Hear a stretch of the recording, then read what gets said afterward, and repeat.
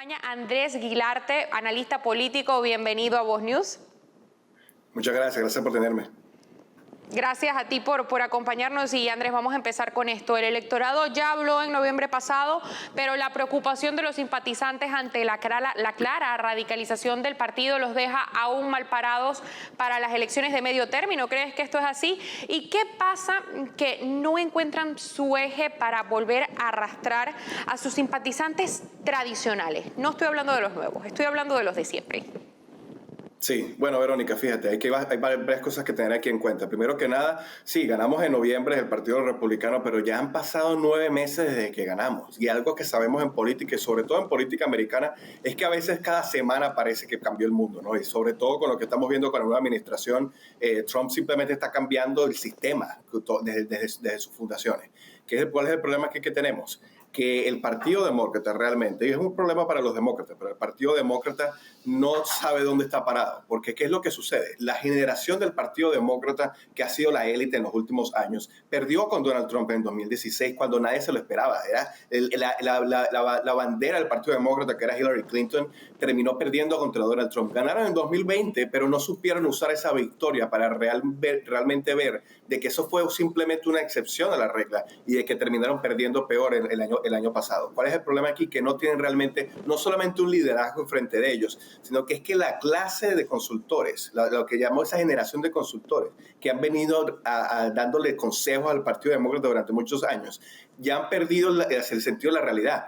No saben qué es lo que quieren los votantes. ¿Y qué es lo que pasa cuando ves un ejemplo como el de Nueva York? Vienes a Mandani, que le ganó a Cuomo, y ves que Mandani ganó con una serie de grupos demográficos, ganó con los hispanos, ganó sobre todo con los blancos con educación superior, y también ganó muchísimo con los asiáticos. No le fue tan bien con los afroamericanos, pero también tuvo buenos números allí. ¿Qué es lo que sucede? Que muchos dicen, bueno, como Mandani ganó en Nueva York, ese es el playbook que hay que tener para el resto del país. El problema es que esa no es realmente la situación. Nueva York es un caso especial, no solamente con Estados Unidos, sino el resto del mundo. No hay ciudad en este planeta que se parezca a Nueva York.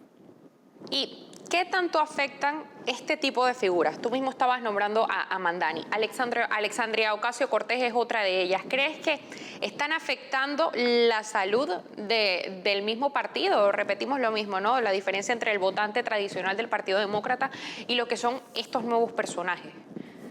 Claro.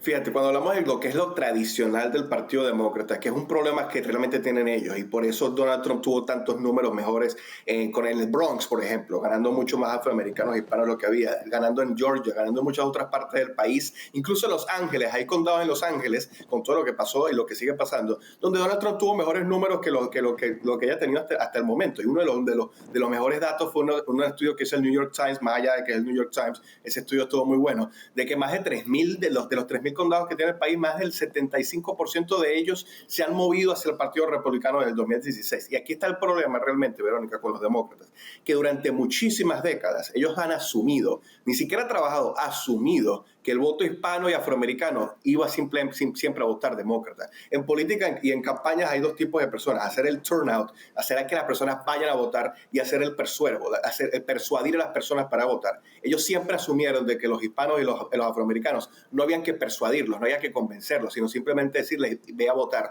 Los republicanos lo entendimos distinto, entendimos que sí hay que hablar con esas personas y entender sus problemas, y por eso ahora votaron por nosotros. Y ese es el cambio generacional que están viendo los demócratas, cómo les quitan ese chip que tienen, de cómo hacer de que tienen que volver a sus bases de hace muchísimos años, y entender de que ahora tienen que volver a hablar con el votante hispano y el votante afroamericano. Y para terminar ese argumento, Mandani sí lo entendió en Nueva York. Cuando uno ve cómo ganó Mandani, la forma en la que terminó ganando en los últimos 7 meses, apenas Donald Trump ganó la elección, al mes siguiente, Zoran estaba hablando con la gente en la calle diciéndole, ¿usted votó por Donald Trump? Sí, ¿por qué? Ok, ¿qué es lo que yo puedo hacer para traerlo al Partido Demócrata de nuevo? Esa estrategia le sirvió, Pepa, le salió excelente en Nueva York. Mi problema es que ellos, espero que no puedan replicar eso por el resto del país, porque de nuevo, Nueva York es un caso aparte. Pero esto es política, Verónica. Si ellos logran mantener esa estrategia en otras partes del país, quizás podamos ver de que esos socialistas puedan tener. Pero una última cosa allí, esa votante generacional hispano, ese inmigrante hispano, no te va a votar por un socialista. Ahora vemos también cómo hay otro tipo de personajes, ¿no? Tenemos a Fetterman, por ejemplo. Se ha convertido en algo incómodo para los radicales del partido. ¿Ves que Fetterman termine de alguna u otra manera, como por ejemplo Tulsi Gabbard, Robert Kennedy? Porque también vemos cómo en la izquierda, y no es solamente en Estados Unidos, es a nivel mundial, ¿no? También tienen muchas personas que deciden alejarse de la radicalización que están teniendo estos partidos.